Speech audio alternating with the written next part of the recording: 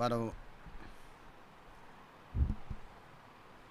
ప్రార్థనలోనికి వెళ్ళక మునుపు పరిశుద్ధ గ్రంథంలో నుంచి ఒక భాగాన్ని చూసుకొని మనం ప్రార్థనలో ప్రవేశిద్దాము. మొదటి దినవృత్తాంత గ్రంథము 4వ అధ్యాయము. మొదటి దినవృత్తాంత గ్రంథము 4వ అధ్యాయము 9-10 వచనాలు కలిసి చదువుకుందాము. మొదటి దినవృత్తాంతములు 4వ అధ్యాయము 9వ వచనము 10వ వచనము కలిసి చదువుకుందాం. ఎబ్బేజు తన సహోదరుల కంటే ఘనము పొందినవాడై ఉండెను. వేదన పడి ఇతని కంటినని అతని తల్లి అతనికి ఎబ్బేజు అను పేరు పెట్టెను. ఎబ్బేజు ఇశ్రాయేలుల దేవుని గూర్చి మొరపెట్టి, నీవు నన్ను నిశ్చయముగా ఆస్వాదించి నా సరిహద్దును విశాలపరచి నీ చెయ్యి నాకు తోడుగా దయచేసి నాకు కీడు రాకుండా దానిలో నుండి నన్ను తప్పించుము అని ప్రార్థింపగా దేవుడు అతడు మనవి చేసిన దానిని అతనికి దయచేసెను. ప్రార్థన చేసుకుందాం.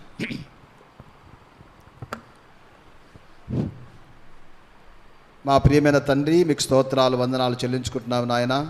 ఈ రాత్రికాల సమయంలో సంఘముగా మీ పాద సన్నిధిలో చేరి ప్రభా మీ సన్నిధిలో ప్రార్థించడానికి ప్రభా మరి మా జీవితాల్లో మా ప్రభా మీ యొక్క మా తండ్రి నామంలో మొరపెట్టడానికి మాకు ఇచ్చిన యొక్క శ్రేష్టమైన సమయాన్ని బట్టి మీకు స్తోత్రాలు చెల్లించుకుంటున్నాను తండ్రి. తీసుకొచ్చిన ప్రియ బిడ్డలందరిని బట్టి మీకు వందనాలు.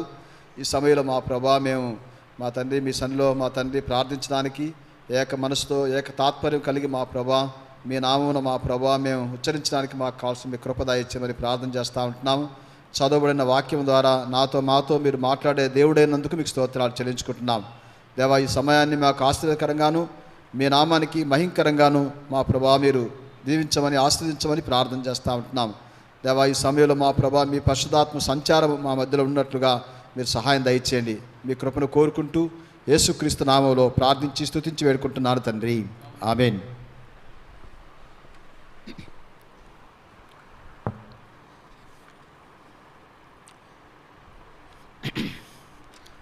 పరిశుద్ధ గ్రంథంలో ఎబ్బేజు ప్రార్థనకు ఒక ప్రత్యేకత ఉంది.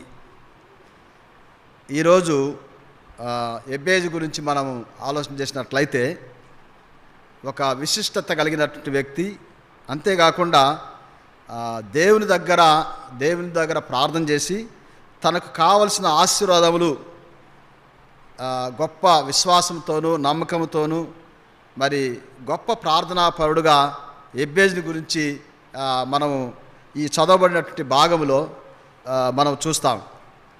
అలాంటి గొప్ప ప్రార్థనాపరుడైన ఎబ్బేజు గురించి మనం ఒకసారి చూసుకున్నట్లయితే తన జనన దినాన్ని గురించి జ్ఞాపకం చేసుకుంటే మొట్టమొదటి వచనంలోనే మనం చూస్తాం. వేదన పడి ఇతని కంటినని అతని తల్లి అతనికి ఎబ్బేజు అని పేరు పెట్టాను. ఈ ఎబ్బేజు అని పేరు పెట్టడానికి కారణం ఏంటంటే ఆవిడ తల్లి వేదనతో ప్రసవించినట్లుగా జ్ఞాపకం చేస్తూ ఉంది. అతని పుట్టుక సంతోషాన్ని ఇవ్వలే. అతని పుట్టుక దుఃఖముతో వేదనతో నిండినట్లుగా మనకు ఈ భాగంలో అర్థమవుతూ ఉంది. సో ఇలాంటి వ్యక్తి మరి గొప్ప ప్రార్థనాపరుడుగా మరి గొప్ప విజయాన్ని సాధించినటువంటి వ్యక్తిగా తన తల్లికి దుఃఖాన్ని కలిగించి వేదన కలిగించాడు, కానీ ప్రార్థన ద్వారా దేవునికి ఆనందాన్ని కలిగించినట్టు వ్యక్తిగా ఎబ్బేజు గురించి మనకు అర్థమవుతూ ఉంది ఈ భాగంలో చూసినట్లయితే. అంతేకాకుండా బైబిల్లో కేవలం 2 వచనాల ద్వారానే మరి ఎబ్బేజు బైబిల్లో చోటు సంపాదించినట్టు మనం చూస్తూ ఉంటున్నాం. ఎబ్బేజు గురించి బైబిల్లో కేవలం 2 వచనాలే ఉంటాయి. అయితే బైబిల్లో అతని పేరు, అతని యొక్క ప్రార్థన జ్ఞాపకం చేసుకోబడింది. అయితే ఈ దినం ఇలాంటి ఎబ్బేజు గురించి, ఇలాంటి గొప్ప ప్రార్థనాపరుడు గురించి, ఇలాంటి జవాబు పొందినటువంటి ఈ గొప్ప వ్యక్తి గురించి మనం 4 ప్రాముఖ్యమైనటువంటి అంశాల గురించి మనం చూసుకొని మనం ప్రార్థనలో ప్రవేశిద్దాం. సో ఎబ్బేజు గురించి మనం చూసినట్లయితే తన సహోదరుల కంటే ఘనత పొందడానికి గల కారణం ఏంటి? మొట్టమొదటి వచనంలో మనం చూస్తాం, ఎబ్బేజు తన సహోదరుల కంటే ఘనము పొందినవాడై. What is the reason behind, అంటే అంత హానర్ చేయబడానికి గల కారణం ఏంటి అంటే, the reason is the only one reason, that is prayer. ఒకే ఒక్క కారణం ఏంటంటే, తను ఘనత పొందడానికి గల ఒకే ఒక కారణము ఎబ్బేజు యొక్క ప్రార్థన. సో ఈ ప్రార్థన ద్వారా ఘనత మాత్రమే కాకుండా, ఈ ప్రార్థన ద్వారా ఎబ్బేజు అతని యొక్క ప్రార్థన వేదనను తొలగించింది. అతని ప్రార్థన పరిశుద్ధ గ్రంథములో చోటు రావడానికి కారణమైంది. అతని ప్రార్థన ద్వారా దేవునికి ఆనందాన్ని కలుగజేసినట్లుగా మనం చూస్తూ ఉంటున్నాం. అయితే ఈ గొప్ప ఎబ్బేజులో ఉన్నట్టు గొప్పతనానికి, లేకపోతే ఎబ్బేజు ప్రార్థనకు అంత గొప్ప ప్రాముఖ్యత రావడానికి కారణాలు మనం చూసినట్లయితే, మొట్టమొదటి విషయాన్ని మనం గమనించినట్లయితే, మొట్టమొదటి అంశాన్ని, ఎబ్బేజు ఇశ్రాయేలుల గూర్చి దేవునికి మొరపెట్టి, నీవు నిశ్చయముగా నన్ను ఆశీర్వదించి. మొట్టమొదటి అంశాన్ని మనం చూసినట్లయితే, నన్ను నిశ్చయముగా ఆశీర్వదించు, దట్ వుడ్ బ్లెస్ మీ. నన్ను నిశ్చయముగా ఆశీర్వదించు. సో ఈ ఎబ్బేజు ఎలాంటి ఆశీర్వాదం కొరకు ప్రార్థన చేస్తూ ఉంటున్నాడు, ఏ విధమైనటువంటి ఆశీర్వాదం కావాలని చెప్పేసి దేవుని దగ్గర మొరపెడుతున్నాడు అంటే, ఒకవేళ మనం నిశ్చితంగా పరిశీలన చేస్తే, ఎబ్బేజు ఒకవేళ పూర్వకాలపు దినాల మనం చూస్తే చాలామంది సంతానం ఉంటే, చాలామంది కుమారులు కుమార్తెలు కలిగి ఉంటే అతడు గొప్ప వ్యక్తిగా పరిగణించబడేవాడు. చాలా పొలాలు లేకపోతే చాలా పశు సంపద ఉంటే అతన్ని చాలా గొప్పగా అనేవాళ్ళు. నాకు కూడా గుర్తుంది, మాది ఒక గ్రామం అయినప్పటికీ కూడా ఆ దినాల్లో ఒక ఇంట్లో ఒక 10 మంది పిల్లలుంటే వాళ్ళను అతనికే చాలా ధన్యుడు అంటారు, లేకపోతే చాలా గొప్పవాడు అంటారు అనమాట. మా నాన్నకు మేము 10 మంది పిల్లలైతే మా నాన్న గురించి గొప్పగా చెప్పుకునేవాళ్ళు. మా బంధువులే ఒకరికి ఒక్కడే కొడుకు, అతనికి ఒక్కడే కొడుకు అవడం కారణంగా ప్రతి వాడు వాళ్ళ మీదకి వెళ్ళిపోతారన్న ఉద్దేశంతో గొడవలు పెట్టి వాళ్ళు ఒంటరిగా ఆడవడంతో వాళ్ళని ఒక రకంగా భయంతో ఉండేటువంటి పరిస్థితి గ్రామాల్లో ఉండేది. అయితే పూర్వకాలపు రోజుల్లో కూడా ఎక్కువ మంది సంతానం ఉంటే వాళ్ళు గొప్పవాళ్ళు, లేకపోతే అది ఆశీర్వాదము, లేకపోతే అది బ్లెస్సింగ్స్ అని చెప్పేసి పిలువబడేది. చాలా పశు సంపద ఉంటే, నేటి దినాల్లో అయితే ఎవరు బ్లెస్ చేయబడరంటాం, బాగా మంచి భవనాలు ఉంటే, లేకపోతే మంచి ఆస్తులు ఉంటే, బ్యాంక్ బ్యాలెన్స్ ఉంటే, అలాంటి వారిని వాళ్ళు బ్లెస్ చేయబడ్డ వాళ్ళు, లేకపోతే బ్లెస్సింగ్స్ అని ఒకవేళ భౌతిక పరంగా మనం ఆలోచన చేస్తే అలా మాట్లాడే వాళ్ళు మనకు చాలామంది ఉంటారు. అయితే ఇక్కడ మనం ఒక విషయాన్ని మనం గమనించినట్లయితే, ఎబ్బేజు అలాంటి బ్లెస్సింగ్స్ను కోరుకుంటున్నాడా?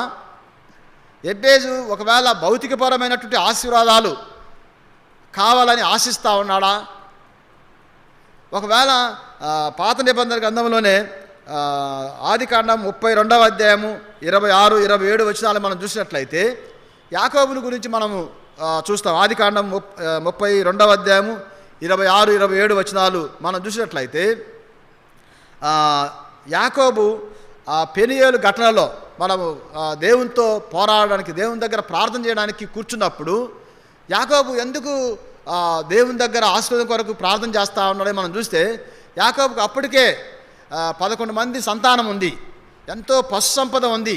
అప్పుడు ఇంకా బెన్యామీను పుట్టలేదు, కానీ 11 మంది సంతానం ఉంది, పశు సంపద ఉంది, చాలా ప్రఖ్యాతిగాంచినట్టు వ్యక్తే. అయినప్పటికీ కూడా యాకోబు నన్ను ఆశీర్వదించు అని చెప్పేసి దేవుని దగ్గర పోరాడినట్టుగా మనం చూస్తూ ఉంటున్నాం. కారణం ఏంటి? ఎందుకు యాకోబు ఆ విధంగా దేవుని దగ్గర పెనుగులాడాడు? ఎందుకు యాకోబు దేవునితో మరి మొరపెట్టుకుంటా ఉంటున్నాడు అంటే, తనకు భౌతికపరమైన ఆశీర్వాదము అవన్నీ కూడా ఆయనకు తృప్తినిచ్చినట్టుగా లేవు. భౌతికంగా ఉన్నటువంటి సంపద, లేకపోతే పశు సంపద, లేకపోతే ఆస్తి, లేకపోతే తనకు ఉన్నటువంటి ఘనత, ఇవేవి కూడా తనకు సంతోషాన్ని లేకపోతే తనకు గౌరవాన్ని ఇచ్చినట్టుగా తను ఎక్కడా ఫీల్ అయినట్టుగా లేదు. కాబట్టి దేవుణ్ణి కలిగి ఉండడమే, దేవునితో సహవాసం చేయడమే, దేవుని యందు దినదినం గడపడమే దేవునితో సహవాసం చేయటమే తను బ్లెస్సింగ్స్గా భావించినట్టుగా మనకు అర్థమవుతా ఉంది. అందుకనే ఎబ్బేజు కూడా ఎలాంటి బ్లెస్సింగ్స్ను ఎబ్బేజు కోరుకుంటున్నాడంటే, ఇవన్నీ కాదు, భౌతికపరమైనటువంటి ప్రాపర్టీస్ లేకపోతే ప్రాస్పరిటీ ఇవన్నీ కాదు, కానీ దేవునితో ఉండడం, దేవునితో గడపడం, అలాంటి ఆశీర్వాదాన్ని ఎబ్బేజు కోరుకున్నట్టుగా ఉంది.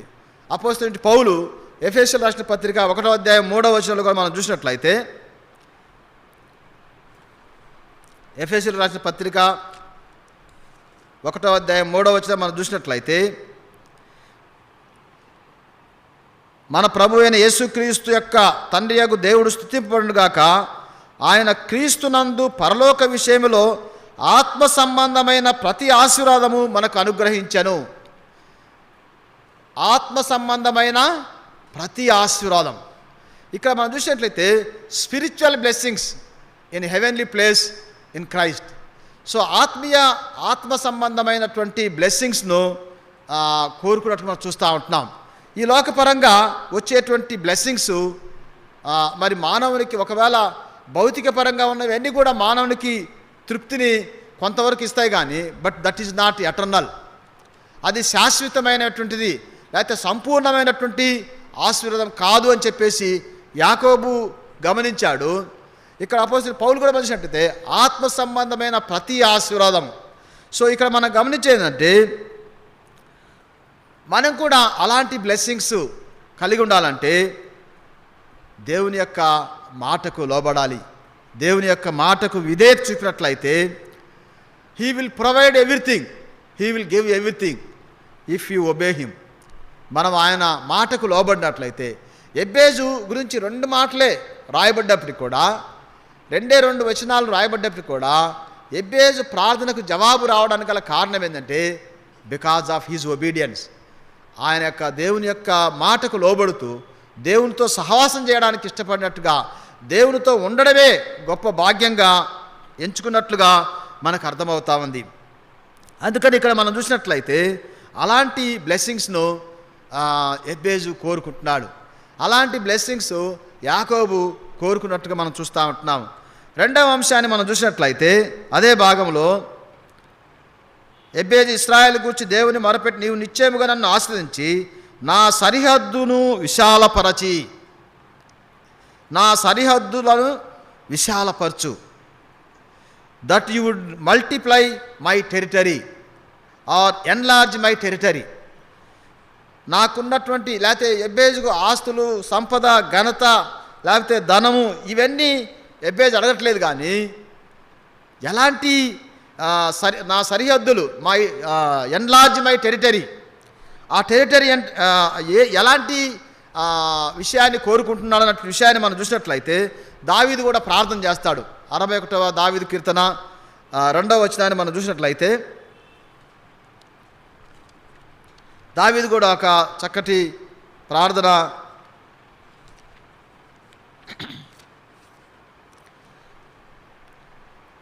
నా ప్రాణము తల్లడిల్లగా బూదిగంతములుండి నీకు మొరపెట్టుచున్నాను. నేను ఎక్కలేనంత ఎత్తైన కొండపైకి నన్ను ఎక్కించుము. నేను ఎక్కలేనంత ఎత్తైన కొండపైకి నన్ను ఎక్కించుము.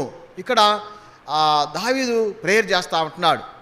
సో దావీదు ప్రార్థన ఏ విధంగా ఉందన్నట్టు విషయాన్ని చూసినట్లయితే ఇక్కడ ఈ లోకపరమైనటువంటి వెల్త్ లేకపోతే ఈ లోకపరమైనటువంటి ప్రాస్పరిటీ గురించి మరి మనం ఎబ్బేజు యొక్క లైఫ్ను నిశ్చితంగా పరిశీలన చేస్తే అది కాదు, కానీ he wanted his spiritual territory to increase his spiritual territory.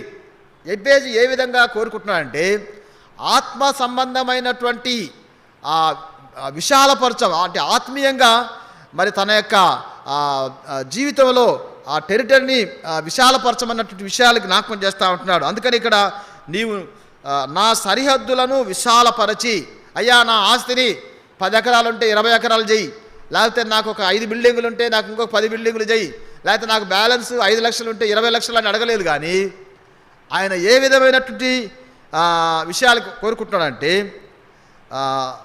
In terms of impacting the knowledge of God, దేవుని యొక్క జ్ఞానాన్ని దేవుని యొక్క ఆ యొక్క ఆత్మీయ సంబంధమైనటువంటి విషయాలను కోరుకుంటున్నాం. అందుకని ఇక్కడ చేస్తున్నామట, he wanted to his spiritual territory to increase his spiritual territory.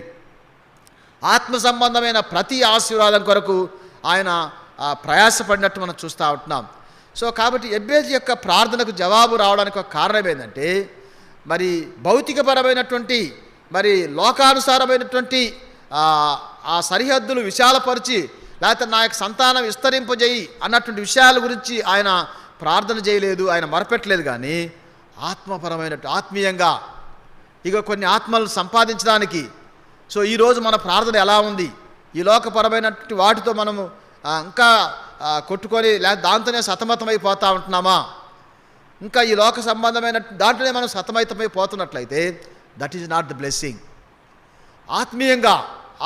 ఆత్మీయమైన విషయాలు, దేవునితో సహవాసం చేయడము, మరి దేవుని గురించి అనేక మందికి మరి ప్రకటించడము, అంతేకాకుండా దేవుని కొరకు చక్కటి సాక్ష్యాన్ని కలిగి జీవించడము, దేవుని యొక్క కుమారుడుగా కుమార్తెగా ఆయన కొరకు పరిశుద్ధంగా జీవించడానికి దినదినము దేవుని దగ్గర గోజాడుకునే వ్యక్తులుగా ఉంటున్నామా? యెబ్బేజు అది చేశాడు. యెబ్బేజు తన జీవితంలో అలాంటి చక్కటి విషయాన్ని తను చేయడాన్ని బట్టి, అయ్యా ఇదిగో నా సరిహద్దులను విశాలపరచమంటే, నా ఆత్మీయమైనటువంటి సరిహద్దులు విశాలపరచు, ఆత్మ సంబంధమైన ప్రజలను నాకు దయచేయి, ఆత్మ సంబంధమైన స్థలాలను నాకు అనుగ్రహించు, ఆత్మీయమైనటువంటి సహోదరులను నాకు దయచేయి. అలాంటి ప్రార్థన ఈరోజు మనకుంటుందా? మన వ్యక్తిగతంగా కానీ, కుటుంబంగా కానీ, సహవాసం కానీ అలాంటి ప్రార్థన మనం హృదయపూర్వకంగా చేయగలిగితే తప్పకుండా దేవుడు మన టెరిటరీని కూడా విశాలపరిచే దేవుడుగా ఉంటున్నాడు. సో అలాంటి ప్రార్థన యెబ్బేజు చేసినట్టుగా ఉంటున్నది. మూడవ అంశాన్ని కూడా మనం చూసినట్లయితే,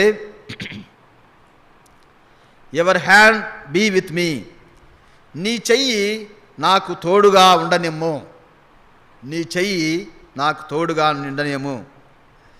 సో యెబ్బేజుకు తెలుసు, దేవుడు నాకు తోడుగా ఉంటే, దేవుడు నాతో ఉన్నట్లయితే చాలు, నాకు ఈ లోకంలో ఏది లేకపోయినా కూడా దేవుడు నాకు తోడుగా ఉంటే నా జీవితానికి చాలని సంగతి యెబ్బేజుకు తెలుసు. చాలాసార్లు మనం దేవుడిగా తోడు దేవుని యొక్క హస్తం ఉంటే అగ్నిగుండమైన కూడా ఆహ్లాదకరంగా ఉండడానికి ఉంటా ఉంది. సో దానియేలు జీవితాన్ని మనం చూసినప్పుడు, లేకపోతే షడ్రకు మెషకు అబేద్నెగోల జీవితాలు చూసినప్పుడు, దేవుడు తనతో ఉన్నప్పుడు, దేవుని యొక్క సన్నిధి తనతో ఉన్నప్పుడు, దేవుని యొక్క ప్రజెన్స్ తనతో వాళ్ళు అనుభవిస్తూ ఉంటున్నప్పుడు, వాళ్ళని తీసుకెళ్ళి అగ్నిగుండంలో వేసినా కూడా వాళ్ళు హ్యాపీగా పాటలు పాడుతూ ఉంటున్నారు. దానియేలు తీసుకెళ్ళి సింహబోన్లో వేసినప్పుడు కూడా హ్యాపీగా దేవుని దగ్గర పాటలు పాడుతూ ఉంటున్నాడు. సో ఈరోజు దేవుని యొక్క తోడును కంటే కూడా మనం భౌతికపరమైనటువంటి ప్రజెన్స్ను, లేకపోతే భౌతికపరమైనటువంటి గొప్పతనం కోసము, లేకపోతే ఘనత కోసము, లేకపోతే పేరు ప్రఖ్యాతుల కోసము, లేకపోతే వేరే వాళ్ళ యొక్క డిపెండెన్స్ కోసం మనం ఆధారపడే వ్యక్తులుగా ఉంటున్నాం. కానీ యెబ్బేజు కానీ, లేకపోతే బైబిల్లో చాలామంది జీవితాలు మనం చూసినట్లయితే వాళ్ళు ఆ రకమైనటువంటి తోడు కోరుకోవట్లేదు. దేవుని యొక్క హస్తము, లేకపోతే దేవుని యొక్క చేయగన వాళ్ళతో ఉన్నట్లయితే that is sufficient for me, అది నాకు చాలు అన్నటువంటి విషయాన్ని మనం చూస్తూ ఉంటున్నాం. దేవుడు పాపిని ప్రేమించేవాడుగా ఉంటున్నాడు, పాపాన్ని కాదు.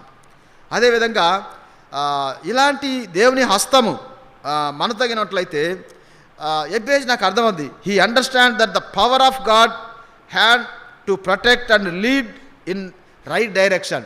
సో యెబ్బేజు ఎందుకు ఆ ప్రార్థన చేశానంటే, ఎందుకు ఆ విషయాన్ని జ్ఞాపకం చేస్తూ ఉంటానంటే, ద పవర్ ఆఫ్ గాడ్, ఆయన డైరెక్షన్ నాకు ఉంటుంది. ఒకవేళ ఆయన హ్యాండ్ గిన నాతో ఉన్నట్లయితే, ఆయన హస్తం గిన నాతో ఉన్నట్లయితే రైట్ డైరెక్షన్లో నేను వెళ్ళడానికి నన్ను తీసుకెళ్ళగలడు, రైట్ వేలో నా ప్రయాణము కొనసాగించగలదు, అందుకనే కీర్తనకారుడు కూడా చూసినట్లయితే 73వ దావీదు కీర్తన 25-26 వచనాలు చూసినట్లయితే,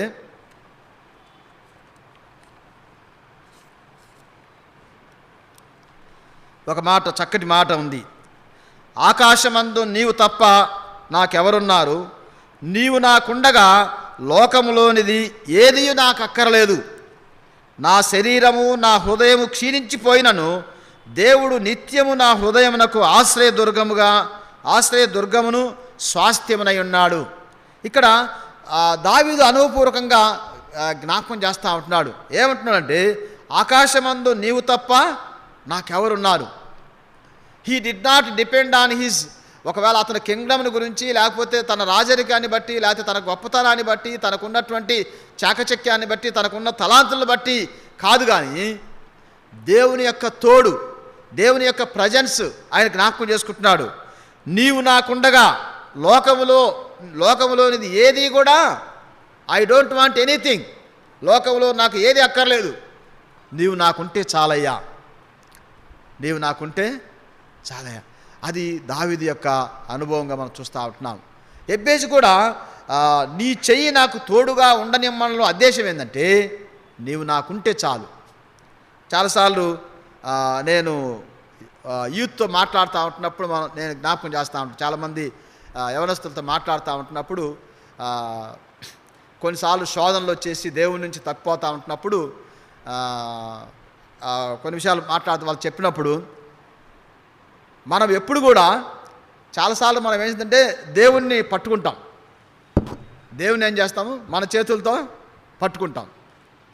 మన చేతులతో పట్టుకున్నప్పుడు ఏమవుద్ది? సంతోషం వచ్చేంత వరకు ఉంటాను, ఏదైనా కష్టం రాగానే ఇడిచిపెట్టేస్తాను.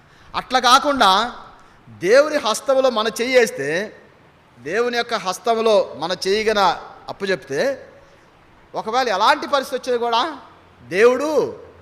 దేవుని హస్తంలో మనం ఉన్నాం. సో నువ్వు పట్టుకోవడం కాదయ్యా, నువ్వు ఆయన చేతుల్లో నీ చేయి పెట్టు.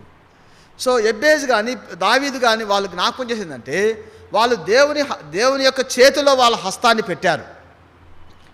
దేవుణ్ణి వాళ్ళు పట్టుకోవడం కాదు, కానీ దేవుణ్ణి పట్టుకోవడానికి వాళ్ళు అవకాశం ఇచ్చారు.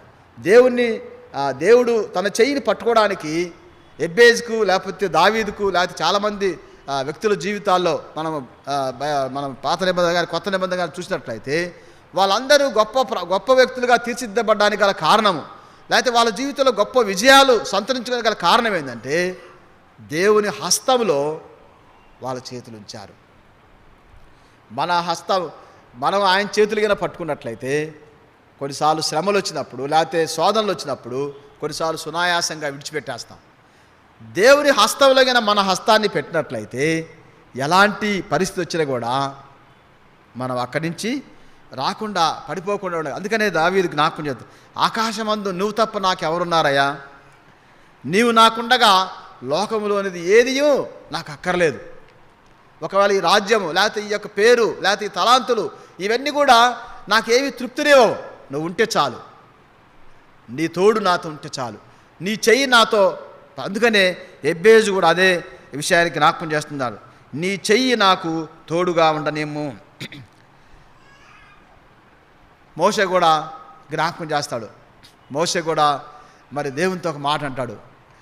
నిర్గమకాండము 33వ అధ్యాయము 15వ వచనంలో, మనందరికీ తెలిసిన భాగం. నిర్గమకాండము 33వ అధ్యాయము 15వ వచనంలో, మోషే నీ సన్నిధి రాని ఎడల ఇక్కడ నుండి మమ్మను తోడుకొని పోకుము.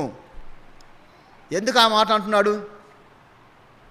మోషే ఒకవేళ కొన్ని లక్షల మంది నడిపించినప్పటికీ, లేకపోతే మోషే ఎంతో మరి దేవునితో ప్రార్థన చేస్తూ ఉన్నాడు, తర్వాత దేవుని దగ్గర గొప్ప వ్యక్తిగా తను పరిగణించబడ్డాడు. సో మోషే గురించి చాలా విషయాలు మనం చూసినట్లయితే, తన యొక్క ఔన్నత్యాన్ని లేదా తన గొప్పతనాన్ని మనం చూసుకోవచ్చు. అయితే అలాంటి వ్యక్తి ఈ మాట అంటున్నాడు. ఏంటంటే, మోషే నీ సన్నిధి రాని ఎడల ఇక్కడ నుండి మమ్మను తోడుకొని పోవద్దు. ఎందుకంటే ఆయన యొక్క ప్రజెన్స్, ఆయన యొక్క హస్తము, లేకపోతే ఆయన తోడులో ఉన్నటువంటి గొప్పతనాన్ని జ్ఞాపకం చేస్తుంటాడు. నువ్వు నాకుంటే చాలు, నాకు ఏది అక్కర్లేదని దావీదు ఎట్లా అంటున్నాడో, మోషే కూడా అయ్యా నువ్వుగిన నీ సన్నిధిగిన రాకపోయినట్లయితే మమ్మల్ని ఇక్కడి నుంచి తోడుకొని, నువ్వు రావాలి, నీ సన్నిధి మాతో ఉండాలి, అప్పుడే మేము ఇక్కడి నుంచి ముందుకు వెళ్ళగలము అన్నటువంటి విషయాన్ని జ్ఞాపకం చేస్తుంటుంది. సో కాబట్టి ఈ యొక్క రాత్రికాల సమయంలో మనము దేవుని యొక్క తోడును కోరుకునే వాళ్ళంగా ఉంటున్నామా? దేవుని యొక్క కష్టాలు వస్తాయి, లేకపోతే ఇబ్బందులు వస్తాయి, లేకపోతే శోధనలు వస్తాయి, తర్వాత అనేకమైనటువంటి పరిస్థితులు గుండా వెళ్ళడానికి మనము వీడ్చబడతాం. అయితే అలాంటి పరిస్థితుల్లో దేవుని తోడు, దేవుని యొక్క చెయ్యి ఆశ్రయించే వాళ్ళంగా ఉంటున్నామా? బైబిల్లో చాలామంది వ్యక్తుల జీవితాల్లో వాళ్ళు అలా ఆశ్రయించారు కాబట్టి, దేవుని యొక్క ప్రజెన్స్ను కోరుకున్నారు కాబట్టి వాళ్ళు గొప్ప వ్యక్తులుగా, వాళ్ళు ఆశ్రయించబడే వ్యక్తులుగా మనం చూస్తూ ఉంటున్నాం. అలాంటి ఆశీర్వాదాన్ని ఈ ఎబ్బేజు కోరుకునేవాడుగా ఉంటున్నాడు. నువ్వు ఉంటే నాకు చాలు అయ్యా, నీ సన్నిధి లేకపోతే నీ తోడు నాకు ఉండాలి, నీ చెయ్యి నాకు తోడుగా ఉండాలి. నాకు ఈ లోకంలో ఈ ఆస్తి, ఈ సంపద, ఈ ఘనత, లేకపోతే ఈ ప్రఖ్యాత ఇవన్నీ కూడా నాకు కాదు, కానీ నీ చెయ్యి నాకుంటే చాలు. అందుకనే కీర్తన గ్రంథం కూడా మనం చూసినట్లయితే 127 దావీదు కీర్తన మొదటి వచ్చిన మనందరికీ తెలుసు. 127 దావీదు కీర్తన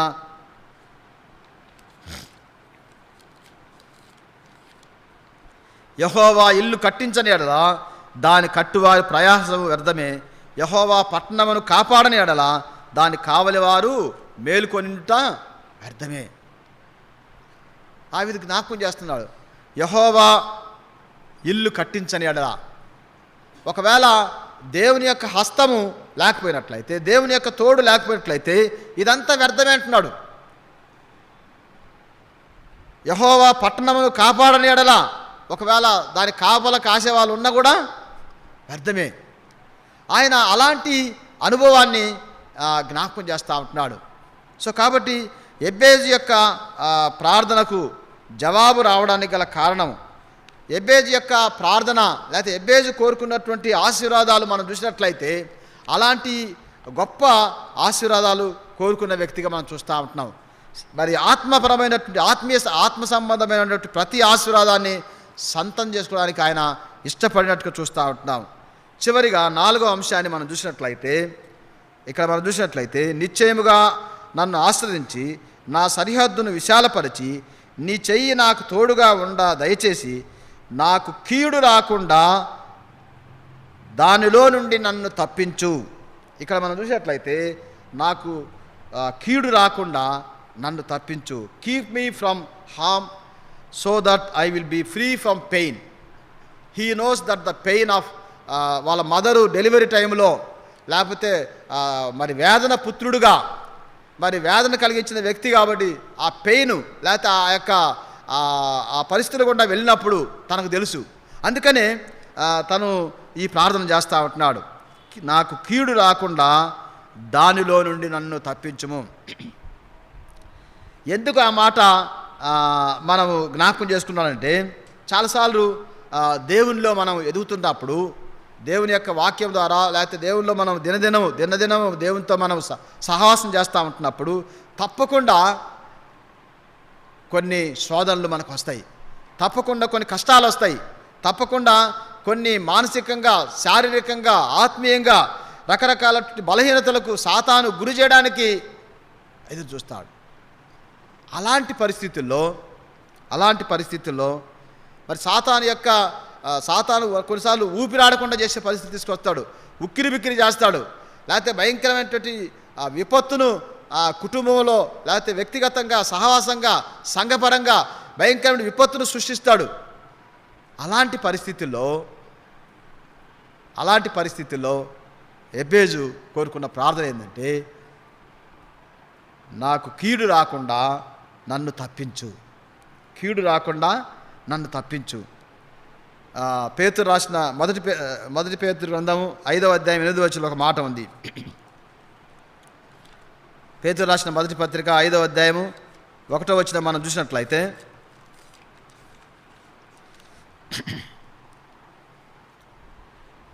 నిబ్బరమైన బుద్ధి గలవారై మెలకుగా ఉండుడి, మీ విరోధి అయిన అపవాది గర్జించు సింహం వలె ఎవరిని మింగుదునా అని వెదకుచూ తిరుగుచున్నాడు. దేవుని పిల్లలుగా ఉన్నటువంటి మన జీవితాల్లో ఈ లోకపరంగా సాతానుడు రకరకాల పరిస్థితులు మనల్ని క్రియేట్ చేసి విశ్వాసం నుంచి తొలగించడానికి, దేవుని యొక్క సహవాసం నుంచి తొలగించడానికి అందుకని ఇక్కడ ఏమంటే గర్జించి సింహం వలె ఎవరిని మిరింగుదనా అని వెదుకుచు తిరుగుచున్నాడు.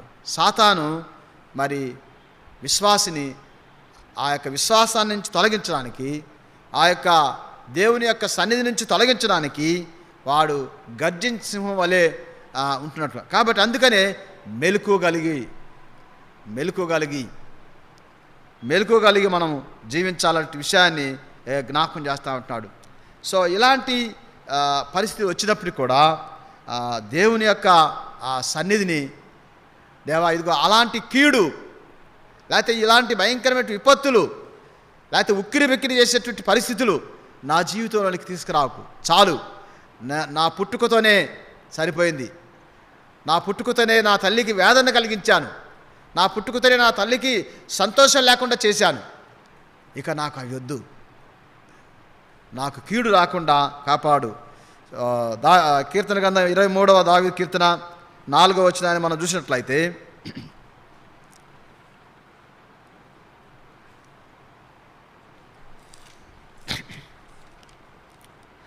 గాఢాంధకారపు లోయలో నే సంచరించాను, ఏ అపాయం నాకు భయపడను, నీవు నాకు తోడయందువు, నీ దుడ్డు కర్రయు నీ దండము నన్ను ఆదరించును. సో గాఢాంధకారపు లోయలో నేను సంచరించిన నీవు నాకు తోడుగా ఉంటే, నీ దుడ్డు కర్రయు నీ దండము నన్ను ఆదరించును. సో ఇక్కడ ఎలాంటి గాఢాంధకరమైన పరిస్థితులు, ఎలాంటి చీకటి శక్తులు తను వెంటాడినా లేకపోతే భయంకరమైన విపత్తు తను చుట్టుముట్టిన అలాంటి పరిస్థితుల్లో దావీదు జ్ఞాపకం చేసుకుంటున్నాడు కదా. దావీదు ఏం చేస్తూ ఉంటాడంటే, నీ హస్తము లేకపోతే నీ దుడ్డు కర్ర లేకపోతే నీ యొక్క దండము నన్ను ఆదరించును. దేవుని యొక్క ప్రజెన్స్ను కోరుకునే వ్యక్తిగా ఉంటున్నాడు. కాబట్టి ఎబ్బేజు కూడా అలాంటి గొప్ప ప్రార్థనాపరుడుగా ఉంటుంది. మనం ఆది కాండం 50వ అధ్యాయం 20 వచనంలో కూడా మనం జ్ఞాపకం చేస్తాం. యోసేపు ఒక మాట అంటాడు వాళ్ళ బ్రదర్స్తో. ఆది కాండం 50వ అధ్యాయం 20 వచనం మనం చూసినట్లయితే, ఈ మాట ఒకసారి చూసుకొని మనం ప్రార్థనలోకి వెళ్దాం. 20 వచనం చూసినట్లయితే, మీరు నాకు కీడు చేయని ఉద్దేశించిరి, కానీ నేటి దినమున జరుగునట్లు అనగా బహు ప్రజలను బ్రతికించున్నట్లుగా అది మేలుకే దేవుడు ఉద్దేశించను. అది మేలుకే దేవుడు ఉద్దేశించాను. ఒకవేళ దేవునితో గన మన సహవాసం ఉన్నట్లయితే, దేవుని యొక్క సన్నిధిలో మనం నిలబడడానికి ఇష్టపడ్డట్లయితే, విశ్వాసంలో చక్కగా కొనసాగడానికి మన జీవితం తెరిచిన పుస్తకంలాగా మరి జీవించడానికి మనం ఇష్టపడినట్లయితే, జోసెఫ్ జ్ఞాపకం చేస్తూ ఉంటున్నాడు, యోసేపు జ్ఞాపకం చేస్తూ ఉంటున్నాడు. ఏమంటున్నాడంటే, మీరు నాకు కీడు చేయని ఉద్దేశించారు. ఒకవేళ మనకు కీడు చేయడానికి ఎవరన్నా ప్రయత్నం చేసినా కూడా అది ఏమవుతుంది, అది బ్లెస్సింగ్స్గా మారింది. అది ఆశీర్వాదానికి, తన సహోదరులు లేకపోతే ఆ దేశానికే ఆశీర్వాదాన్ని, గొప్ప బ్లెస్సింగ్స్ తెచ్చిపెట్టేదిగా ఆ సిచ్యువేషను కారణమైనట్టు చూస్తూ ఉంటున్నాం. కారణం ఏంటంటే, because of his faith, because of his prayer, because of his obedience, because of his love and care and protection.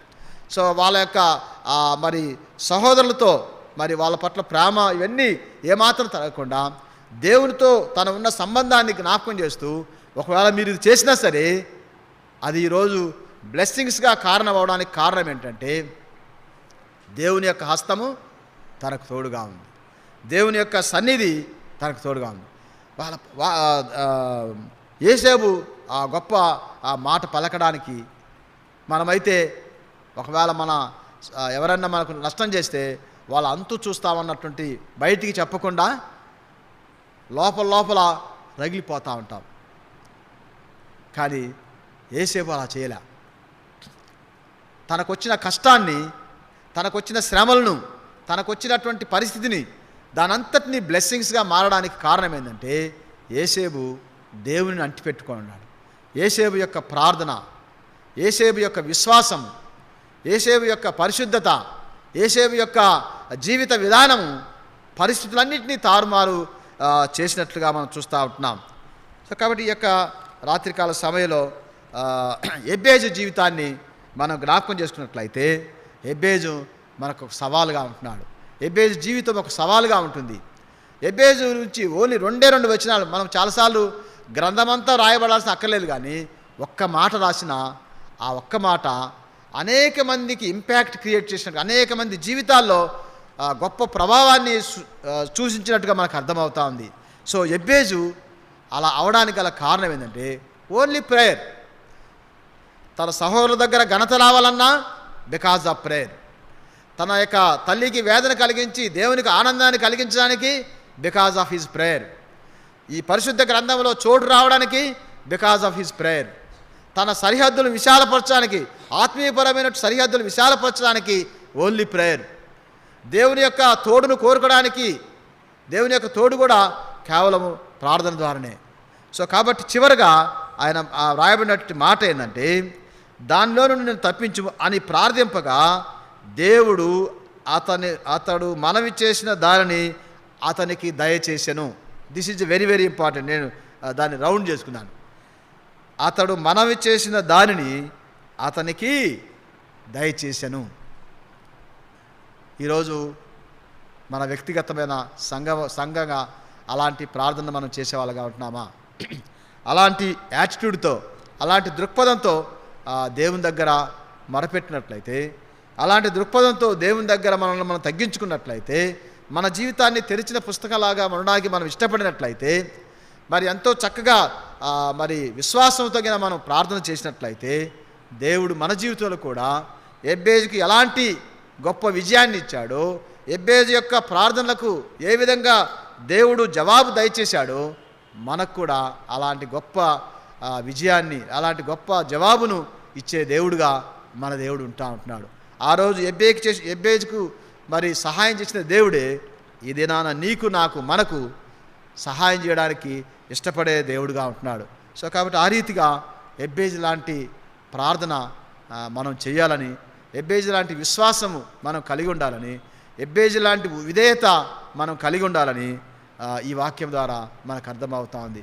అట్టి రీతిగా మన వ్యక్తిగత జీవితాలను పరిశీలన చేసుకుంటూ, అట్టి రీతిగా మన వ్యక్తిగత జీవితాలను దేవునికి సమర్పించుకుంటూ, దేవుని యొక్క మాటకు లోబడుతూ, దేవుని యొక్క మాటకు విధేయత చూపుతూ, దేవుని దగ్గర విశ్వాసంతో మనం ప్రార్థన చేసినట్లయితే, మన ప్రార్థన కూడా, అది వ్యక్తిగతమైన ప్రార్థన కావచ్చు, లేకపోతే కుటుంబమైన ప్రార్థన కావచ్చు, లేకపోతే సహవాసపరమైన ప్రార్థన కావచ్చు, సంఘముగా మనం ప్రార్థన చేసినప్పుడు తప్పకుండా దేవుడు మనకు జవాబిచ్చే దేవుడుగా ఉన్నటువంటి విషయాన్ని ఎబ్బేజు జీవితం ద్వారా మనకు అర్థమవుతుంది. దావీదు జీవితం ద్వారా మనకు అర్థమవుతా ఉంది. అపోస్తలుడైన పౌలు జీవితం ద్వారా మనకు అర్థమవుతా ఉంది. మోషే ద్వారా మనకు అర్థమవుతా ఉంది. తర్వాత దానియేలు, షడ్రకు, మెషకు, అబేద్నెగోల జీవితం ద్వారా మనకు అర్థమవుతా ఉంది. కాబట్టి ఈ రాత్రికాల సమయంలో అలాంటి ప్రార్థన మన జీవితాల్లో ఉండాలని చెప్పేసి దేవుడు ఆశిస్తూ ఉంటున్నాడు. ఆ రీతిగా మనము దేవుని సన్నిధిలో ఈ విషయాలను జ్ఞాపకం చేసుకుంటూ దేవుని దగ్గర ప్రార్థన చేద్దాం.